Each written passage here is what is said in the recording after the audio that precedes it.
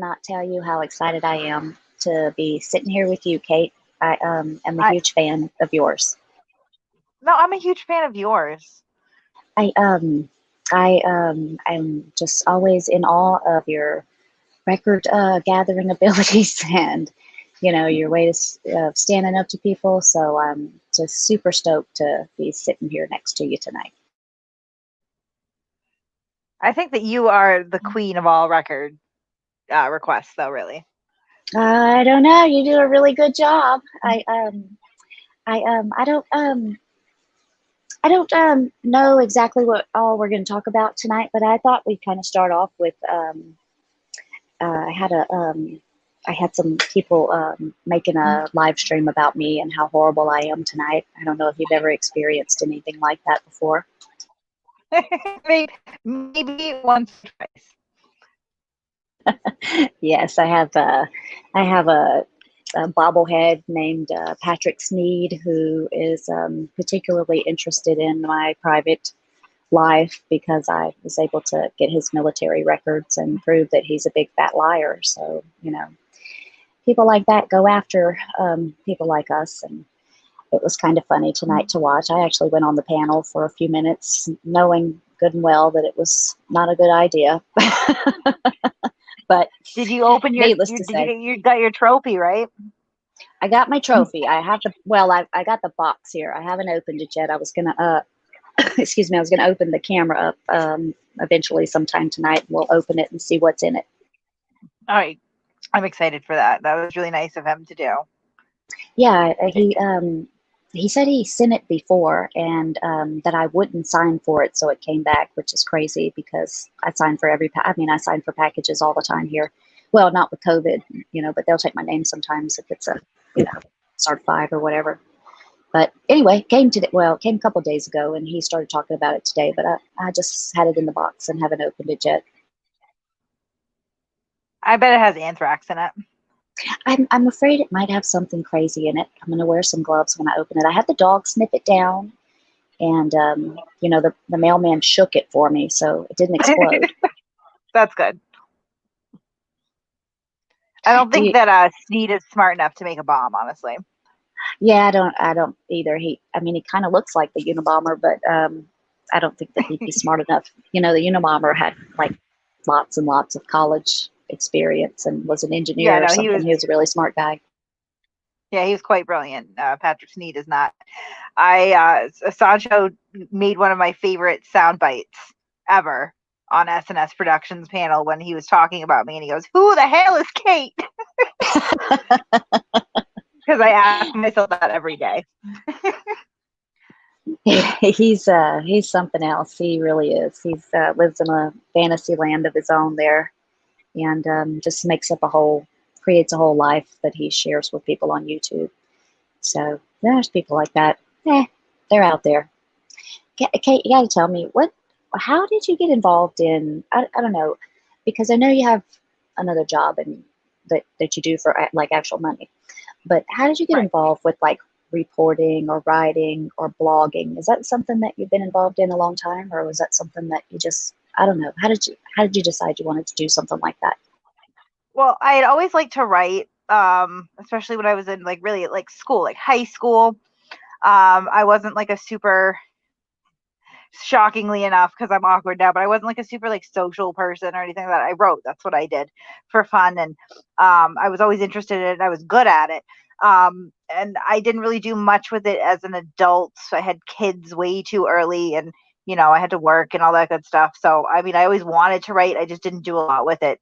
And then out of the blue, Aiden Carney had messaged me a couple years ago and asked if I wanted to try blogging with him. And I, of course, was like, yeah, I do. And that's literally how I got into it. Well, you do a really good job. I've read your blog posts before and stuff, so I know that you are a very good writer. That impresses me. I enjoy reading someone's writing that can, I don't know, the way that you can be quirky and funny all at the same time. Really smart jokes. I don't know. And I'm not trying to, brown nose or anything here, but I always enjoyed reading the stuff that you wrote. Yeah, don't inflate my ego too much. No, I'm obviously, honestly, one thing, like my main, I guess, source of chagrin with this YouTube thing is I don't speak as well as I write. You know what I mean? So like sometimes I'll be working on a video or something and be like, shit, like this would just come out so much better if I was writing it, because I'm a better writer than I am a speaker really. But I haven't been writing a lot lately because I do have a job and I have a family and I don't have a lot of time after those things are taken care of. So, obviously, running a channel is time consuming in and of itself. I don't have any free time really to write beyond that. Oh, most definitely. To be able to do something like that, it really does take a kind of a team of people. I used to work with Pinac, Photography is Not Crime, and that was Carlos Miller, and he had a blog, and that's basically how it started. Was just him blogging about an arrest. When he was arrested for taking pictures, and so he kind of blogged about the whole experience going through going through the case, going through the trial, going through the appeal, because he ended up having to appeal it. He was convicted.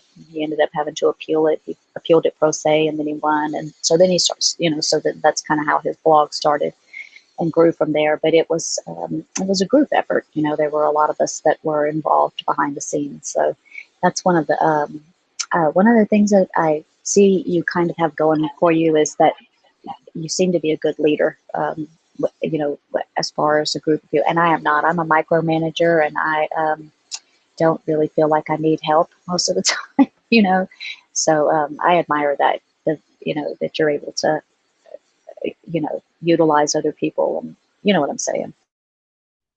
Yeah, I don't know if I have many leadership qualities, though. I just kind of let everybody do what they want to do. I mean, I just think that there's like a ton of really interesting, talented people out there in the world. Like, and anytime that anyone like approaches me, like, hey, like I'd like to help you with this whole Masshole Report thing, I'm stoked, right? And like I've met so many like just really genuinely interesting, talented people, and they all kind of bring something different to the table that I can appreciate. What do you think has been your most interesting or favorite thing that you've covered so far? Mm, out on my own, honestly, probably Furry Potato.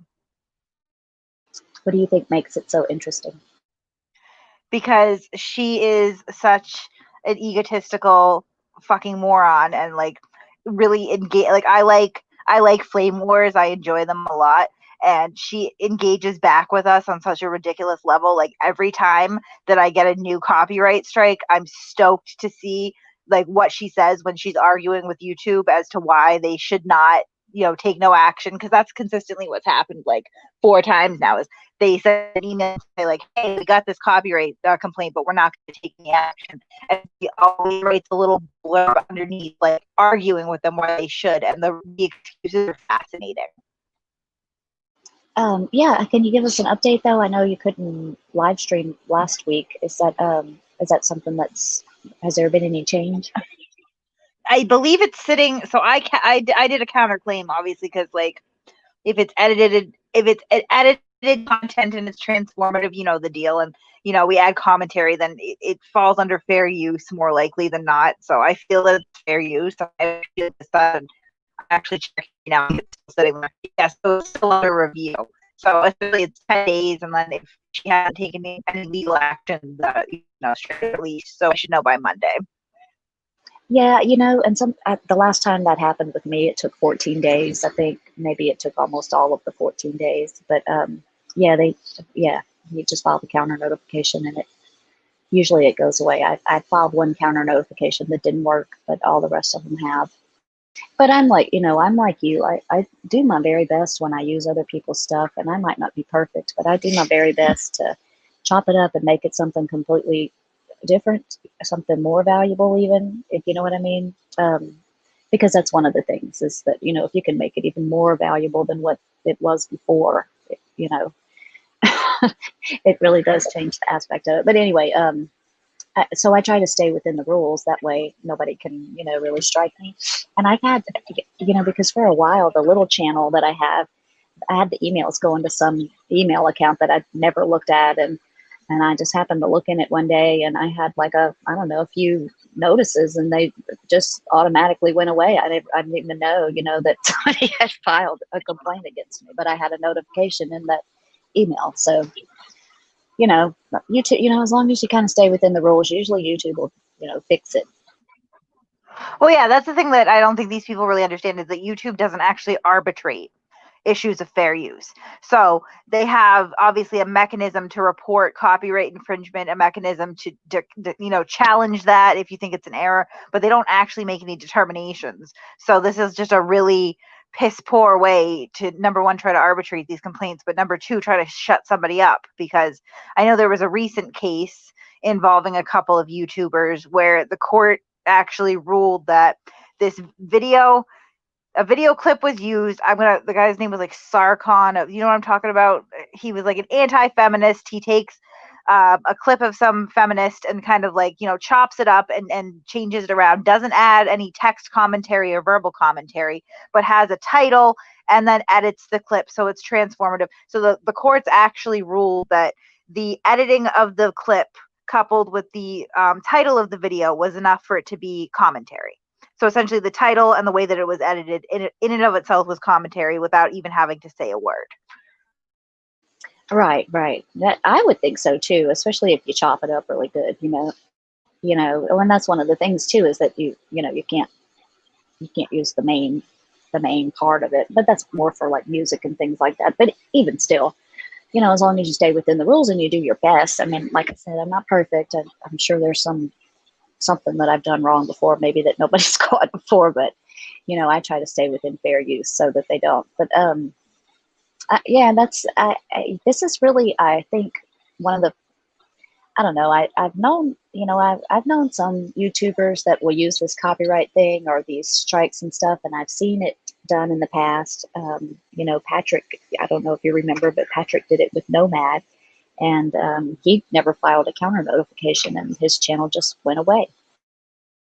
But it is sort of a low blow for people, to kind of use against other people to file false copyright.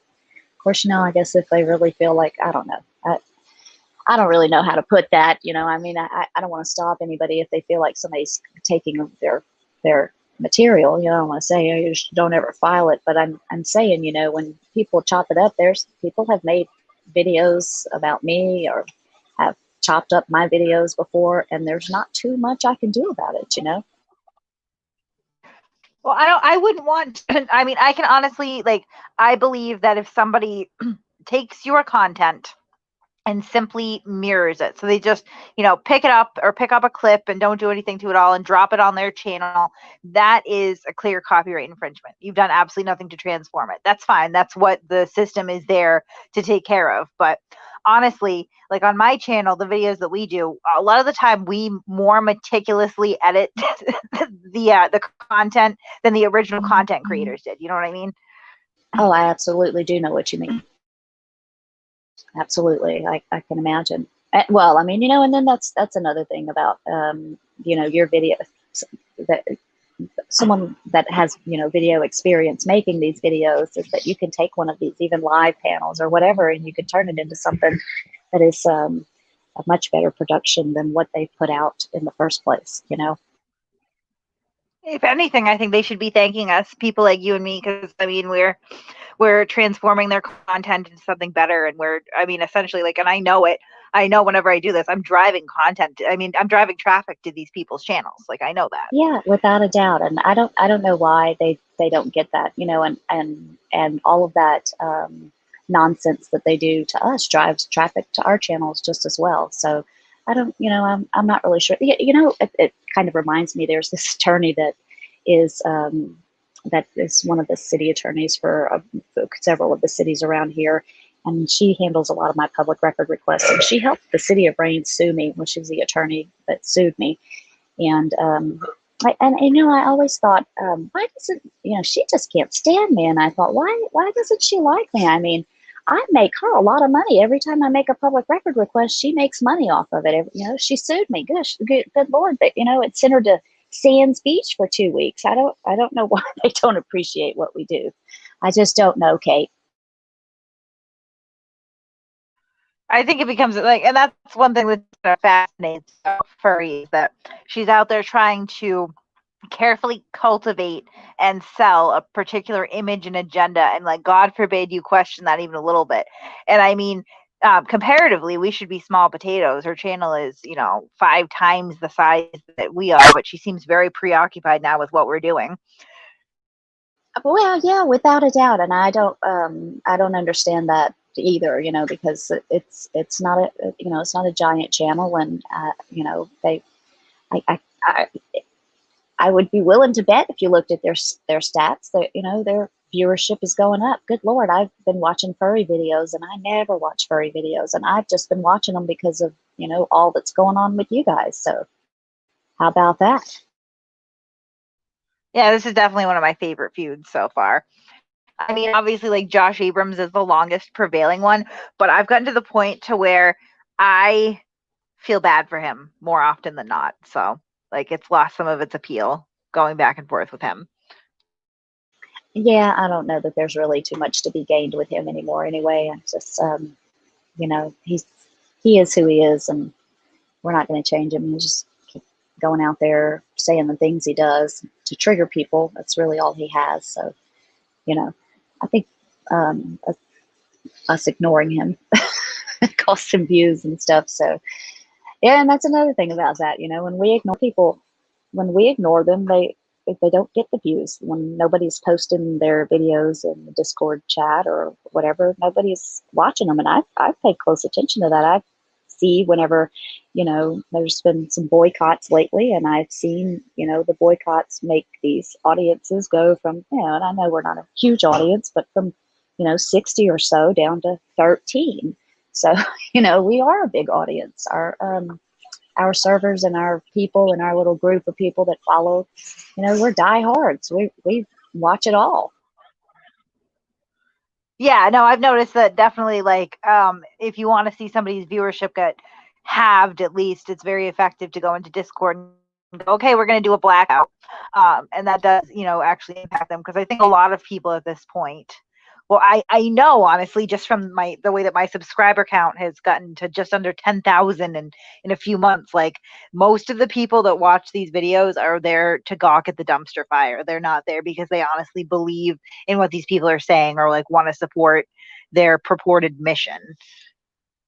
Well, that's true. It's a small group, a small group of diehards that want to believe. There are a few out there, but for the most part, you and I'm sure you've seen it many times before. They kind of come in to Discord or into these chats or into what have you, into these live streams and stuff, and they start listening to what we have to say, and they start looking at what we've produced, and they start understanding just where we're coming from. So there's just really only a handful of retards that's, really believe in these people. If you know what I mean. I mean, no, don't get me wrong. They do have a large audience, but that they are watching for the dumpster fire. I do believe that too. Yeah, no, I mean, I've seen comments a lot of the time where people will be like, oh wow, like I used to be such a big fan of these people, and then I started watching your channel, and now I kind of see what I was supporting, and I will never go back to it. Yeah, and I think that's happened with some big donors and et cetera in the past. Some of the people that are with in our Discord, or that have been with me in Discord for the last 2 years or so. In fact, I think the 13th of August was made 2 years or something for me on Discord, maybe just a month or two longer than that. But yeah, some of these people that have been with me in Discord from the very beginning were big donors. They spend a lot of money on these people. Yeah, and I just don't really understand that. I mean, I still can't wrap my head around, in good conscience, taking money from people every single week and feeling okay about that. It just, blows my mind.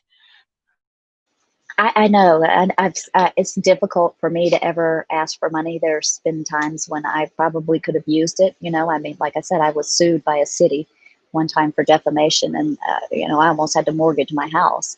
So I know that there are times, but I just can't. It never came easy for me to ever have to say, please. I just I'd rather just do it myself. And like I said, that's how I am, though. I'm a micromanager. I don't like to ask other people for help as much as I can, you know. But those, yeah, there are people that don't mind. One of them is Patrick. I noticed, and Patrick has been was on the Kenny Klein live panel the other day, and he was talking about settling some lawsuit that he had in Oklahoma City with a police officer named Ricketts. And he said Yeah, that I've been following that. yeah, he said on there that he walked away with a monetary settlement, that he got a settlement that his lawyer kept 30%. He wouldn't tell anybody how much it was, and that the, and that the civil case, which was the defamation claim, was dismissed. So, I don't really know exactly what happened or whatnot, but I watched a video yesterday and today where he's asking for help hiring an attorney for another case that he's got in San Antonio. And I'm thinking to myself, geez, you just settled a lawsuit for thousands of dollars, apparently, and you don't have money for an attorney? Good Lord. Yeah, but I mean, that seems to be a more convoluted situation, because as I understand, he also kind of insinuated, if not flat out said, that his attorney was incompetent because, he was trying to make sure that Patty actually wanted to, go to trial and not take a plea deal, which obviously in his case is probably pretty dumb. Yeah, I don't know if you heard that telephone conversation that he posted on his YouTube channel, but the attorney says something like, "So I guess you're not interested in taking a deal." And he says, "No, I don't want to take a deal." And he says, "Well, then you want to go to trial?" And Patrick says, "We're not ready for trial. We're not ready for trial." And the guy says, "Well, they're not even having trial right now because of COVID." And he's like, "Oh, we're not ready for trial. Yeah, blah, blah, blah." And he just like talked over the guy. And the guy was just saying, "Hey, it's not necessary for you to decide to take a deal right now because there's no trials anyway." Do you know what I'm saying? You just sit on it. Let's just sit on this. We won't enter a plea. We'll just wait, see, you know? But he's like, "Oh, no, we're not ready for trial." Well, duh. We're not going to trial. They're not having them. You get it? Like the guy was, I bet he had a party and celebrated his ass off for losing that client when he did. I bet he was excited when Patrick fired him. Yeah, and I mean, Patrick was one of the most prolific e-beggars I've ever seen in my life.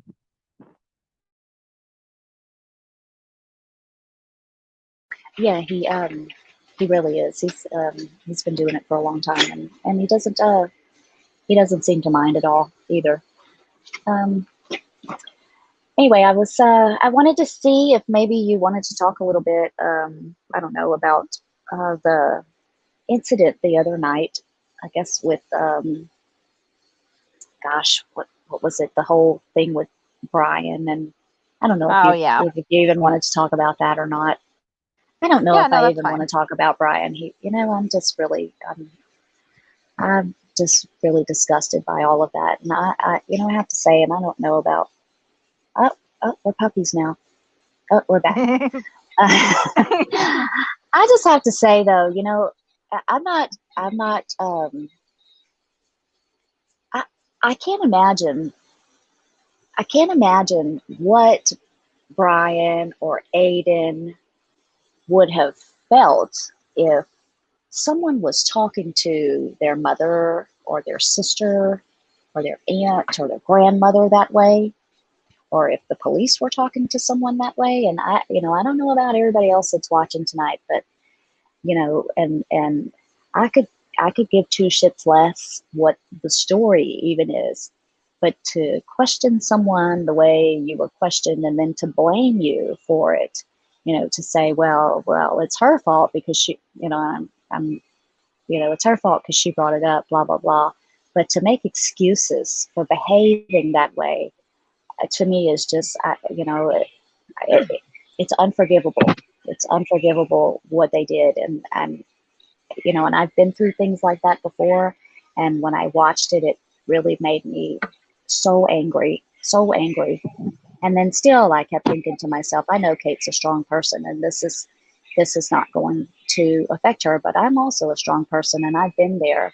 And I just want you to know that I just thought it was disgusting. And like I said, I don't know about everybody else, but I, I cannot believe that there are people out there that would do that, not just do that to a woman, but do it on a live stream with, people watching. Just unbelievable to me. Well, and again, I would say this is not an excuse, but I blew up and said something, while I was somewhat emotional, that was very personal, right? And I did just hand over ammunition to people that thrive on something like this. So, this is not, that wasn't a low moment as far as they see themselves in their head. That was a triumphant moment, which just really, really speaks volumes as to how sick people like that are. But at the same time, yeah, of course, I put it in the public, the public eye. It's going to get discussed, whatever. I found it fascinating that they demand such a high level, like just a high burden of proof for something that is really personal, and horrifying, and not something that I really like. No, I don't want to get into sordid detail about that sort of thing. But they will make claims with no burden of proof, right? They just make claims and they have absolutely nothing to back it up, and that's fine. But then they're questioning me and expecting, pretty much a signed sworn statement from, 6 third parties that yes, this incident did occur. And it did. And it happened numerous times because I was in an extremely abusive relationship. And anyone who knows anything about domestic violence, physical abuse, verbal abuse, emotional abuse, sexual abuse, it all goes hand in hand. And that was my life for, many years, unfortunately. Well, there's people out there that just, they don't understand what it is. They don't understand. I mean, if you've never been around it before, and there are people out there that have never been around it before, but if you've never experienced, a person that you care about, that that you really want the best for, if you've never experienced, them abusing you, drinking too much and abusing you and having those excuses. I mean, if you've never experienced the cycle, then you really have no room to stand and talk about it, because we all know it exists. It's not a secret anymore. It's not like this isn't 1950. This is this is 2020, and we know that there's a cycle of abuse, and we know what women can and will endure and have endured in the past. When it comes to being abused and being in a relationship where, there's Stockholm syndrome, et cetera, et cetera. I mean, it's just a whole cycle. And for anyone to question any of that, knowing the medical data, that all the data that surrounds it, they just sound like retarded pigs. What bothers me the most, really, at the end of the day, because I've said this before, like, this is a part of my past that I'm fairly removed from at this point. It's been many years, and I've been through my own process to process all my experiences and cope with them and move on. But to know that when you're doing this in public and people are watching, there are people that share these experiences in varying stages of their life, whether it's far removed or even farther removed than it is for me, or if it's currently happening, or if it was last year.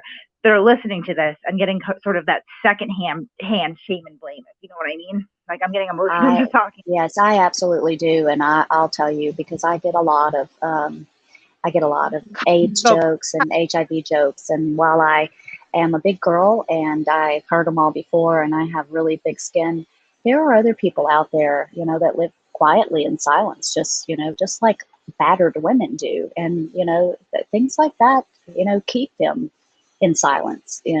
Comments like that, people questioning you like that, it keeps women in silence.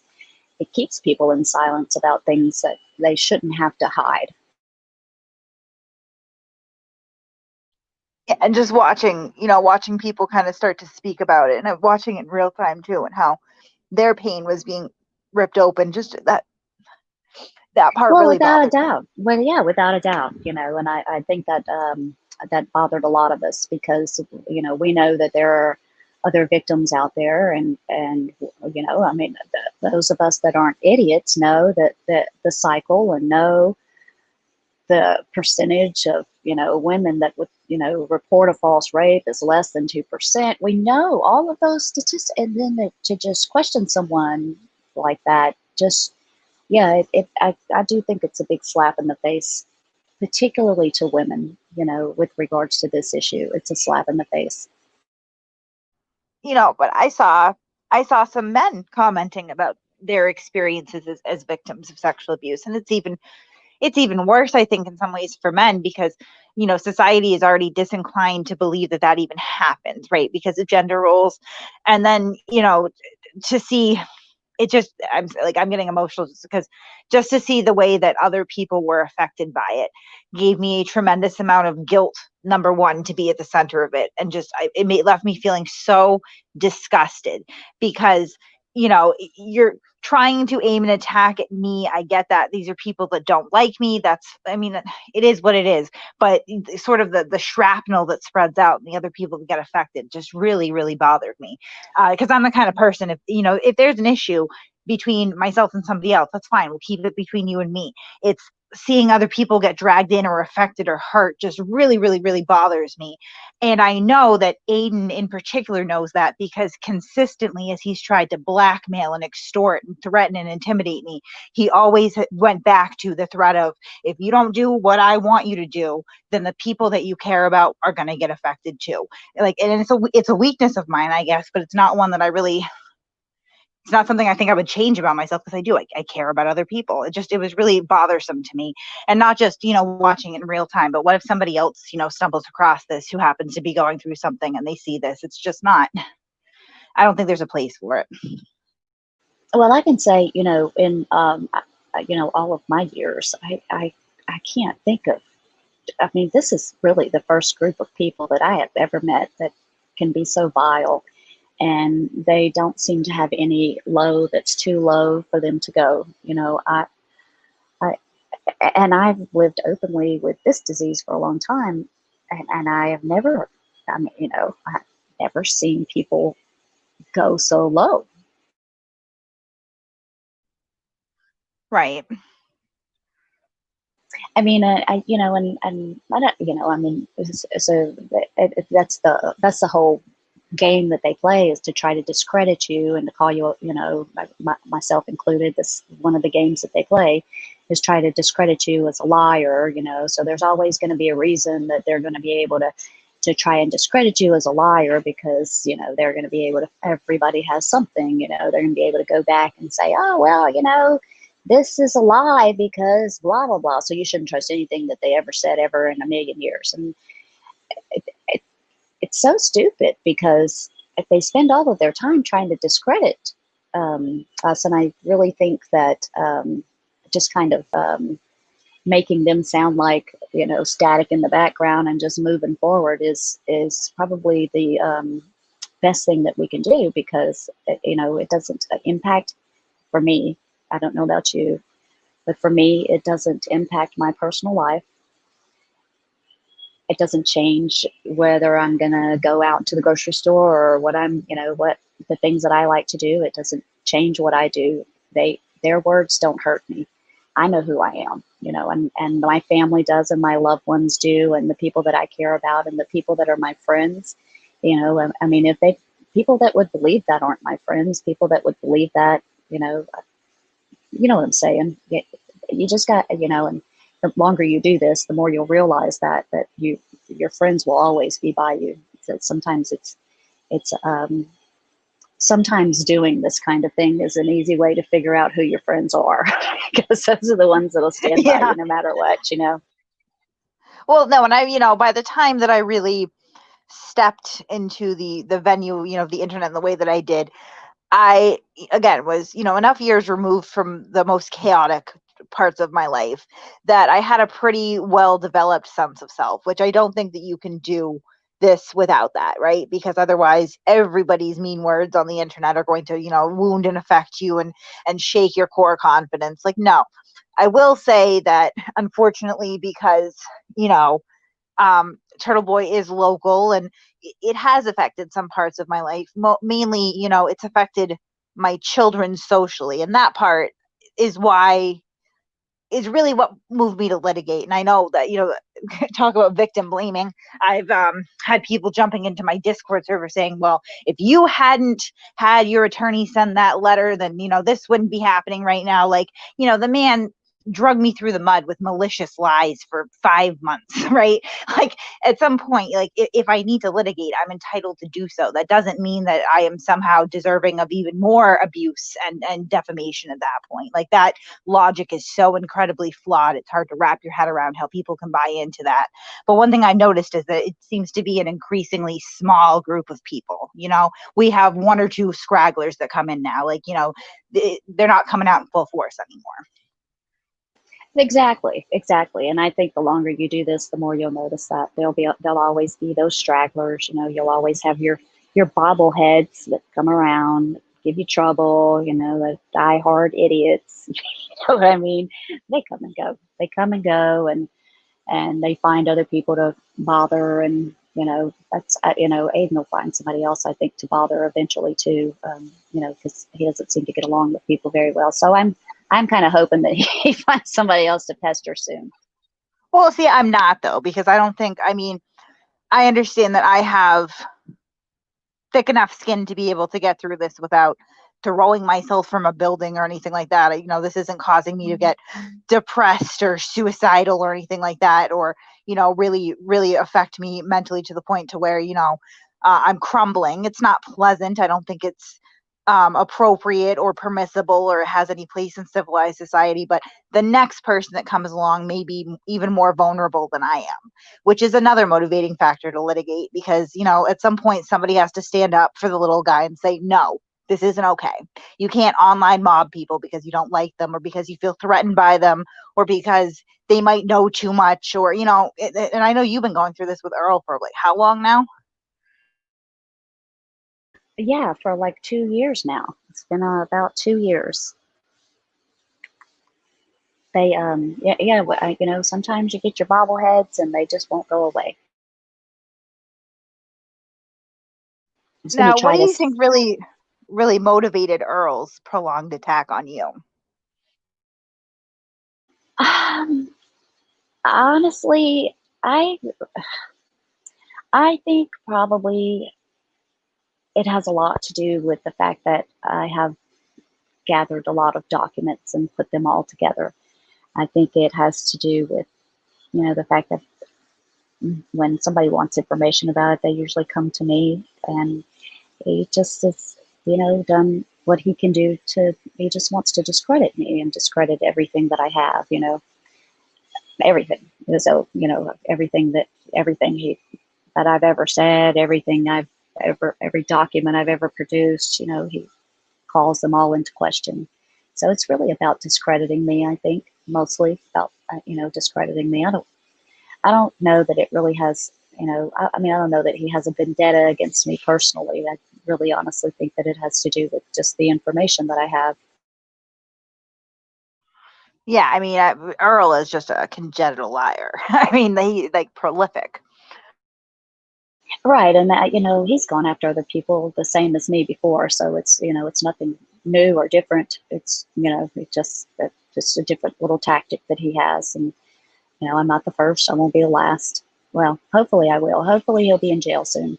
And the way I see it, with as far as Earl goes, I figure and there are times whenever there are things that he said that have really pissed me off, and I've told you I've been really close to hiring an attorney before.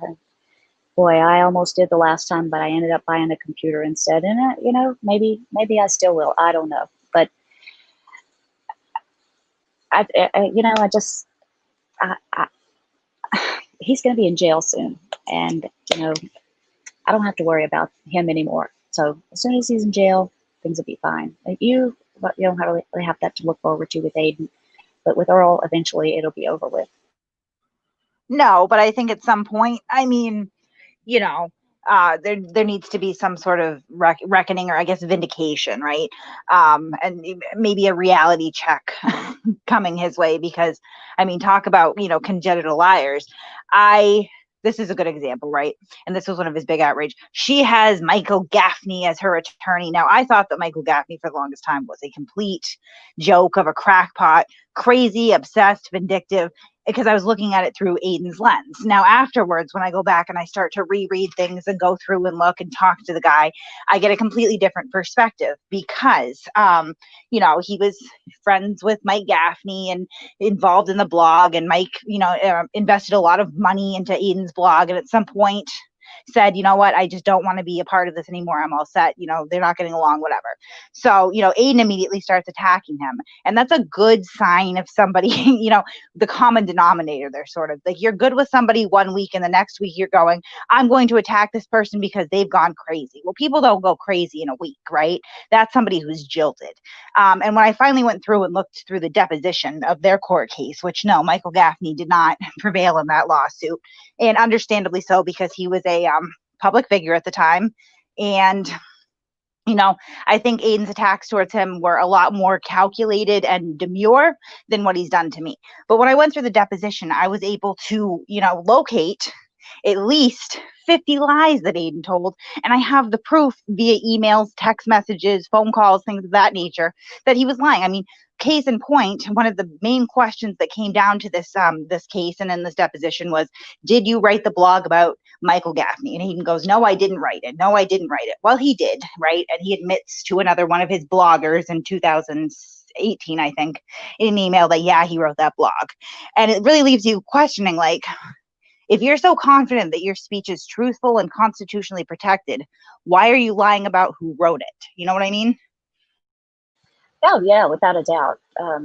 Yeah, trying to shift the blame, even if there's not any blame, you know, even if there's not blame, he's shifting it. Well, you know, it's indicative to me that he had to understand on some level that he was out of line enough to want to lie about it. Oh, without a doubt. You know, and what did the guy, you know, did the guy sue him or did he sue the guy? So he had sued Aiden for defamation and fraud. And that was another thing that I found was interesting. So obviously he didn't prevail in this case at all. But the fraud came down to Michael Gaffney said, I paid you for advertising. You represented to me that you had 2 million readers a month. That isn't true. Now, Aiden's defense through this whole deposition is not, no, those are real numbers and I'll prove it to you. His entire defense is, well, you never asked me about my readership. You never asked me about the numbers, right? So there's no defense at any point that points to these numbers being legitimate. He was able to prevail because Mike could not produce any, you know, conversations where he had asked about asked about readership or numbers, right? And that is, you know, for all intents and purposes, probably true. They probably never had that conversation, but he does represent a certain amount of readers that is hard to substantiate. Well, he represented, I want to say 5 million or something in a live stream the other day. 5 million, what was it, 5 million a month or something, I think he said. Right, but when you look it up on what was that site that I pulled up today? I don't have a similar web, right? So you saw the screenshots of that? I did, yeah, right. I thought to myself, when he said 5 million a day, I mean, I knew what we were doing at Pennac, you know, and we were doing really good, but not 5 million a day is like better than the New York Times. Right. Well, even or a month, I mean. Right, a month. Like he is definitely, I mean, his bounce rate is astronomically high. It's like 80% or something like that. So, you know, his Google analytics are inflated. But when you actually go on and look at a third party site, like there is a huge discrepancy there, because I'm sorry, but 200,000 a month is a big way off from 4 million. Oh, without a doubt. Without a doubt. Can you imagine selling advertisement and claiming that? Gosh. Right. I mean, you wouldn't be begging for money all the time and asking people to donate to your fund. But beyond that, like, then you start to look at, okay, well, let's look at the engagement. And the engagement is so low between social media and, you know, the YouTube channel and the blog posts and everything, that there's no way, like, you know, the engagement doesn't match up, and third party sites are, you know, underreporting by a lot. Like, you know, that is it fraud? Obviously not. It didn't prevail as fraud. Is it dishonest? Yeah. Right. And it probably only didn't prevail as fraud because he didn't have it in writing, or they didn't discuss it beforehand, but he couldn't produce that. That's what he told him. Right. And, that was kind of the crux of the entire case, and why it fell flat was because he was a public figure. He was a, politician, and these were accusations or, ideas that were posed mostly as opinion, and that is protected. But it doesn't mean that there wasn't a tremendous amount of lying throughout the case, and it's easy to prove. And when you go through the deposition and compare it to the evidence that I have, it's like, this guy is a congenital liar. And then, more recently, he had a harassment order case, and that prevailed by the skin of its teeth. The judge did warn that, he was skating on thin ice per her decision, but he had made some lewd comments about the defendant's girlfriend's breasts. And when he went into court, he lied and said, I never made that comment. And, the judge noted in her decision, I don't find that credible. The court does not believe him. But he had done a live stream where he was bragging about making those comments. Then, when it goes to court, he actually put that video on private to hide it. So not only did he lie under oath in front of a judge, but he knowingly and purposely did so, and then went back to hide the evidence that he was lying. Like, that's a huge credibility killer. Gosh, he's shameless, but there's no low he'll go to. So there's probably more to come with this guy. I hate that for you. He sounds like I sure do wish he'd find somebody else to irritate him. You know what I mean? It's usually when they find somebody else to go after, they go away.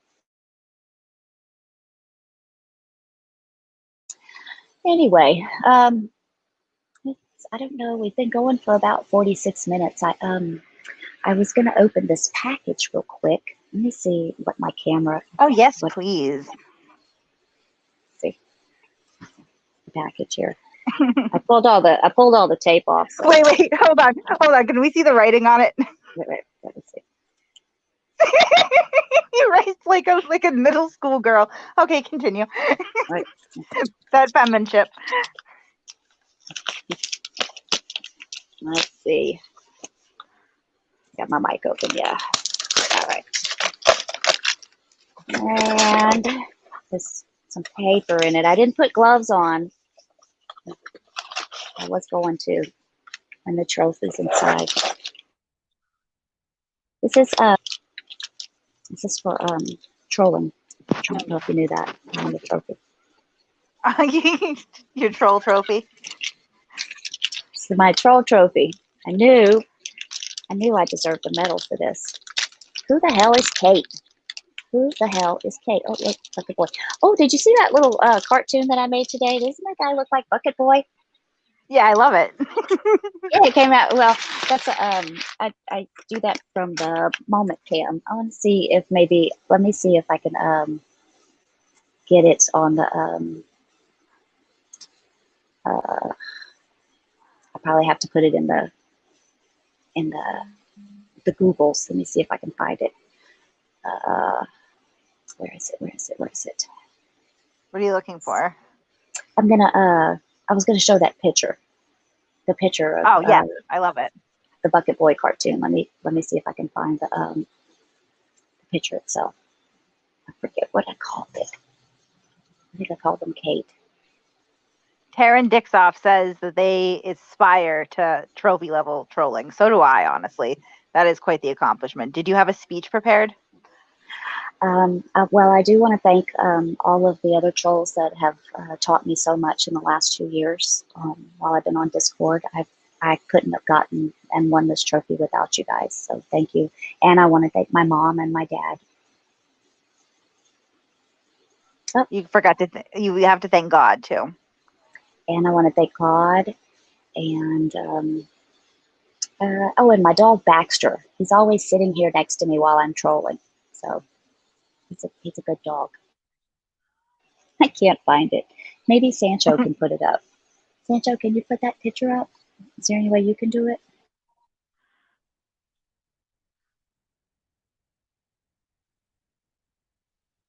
I can put it in my community page too.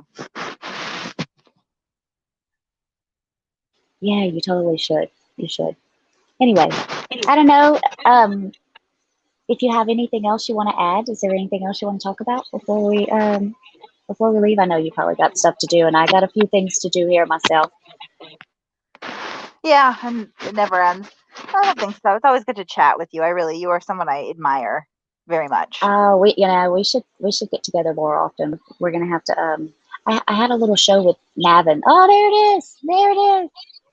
And you put me in his hand. I love it. Well, that's just the way it was.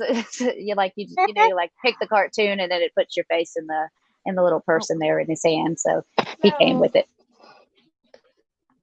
I love that. I love that application. It's like an iPhone app. I think it's called Memory Maker, I believe. Moment Maker, Moment Cam, or something like that. I think it's Moment Cam. Anyway, everybody should try it. It's pretty cool. But anyway, thanks so much for being here tonight. I think I'm going to go ahead and wrap things up if you don't mind. I could probably sit here and chat with you all night long, but we probably need to smoke a little weed. Just kidding. You still there? I may have lost her. Anyway, you guys, it's wonderful having everybody here. I'm glad you got to see me open the package and hear my my speech. I want to thank everybody for coming and say goodnight to everybody. And again, thank Kate and thank El Sancho for being such a gracious host. I look forward to seeing everybody again real soon. We'll probably be back in a couple of weeks with another ladies' night.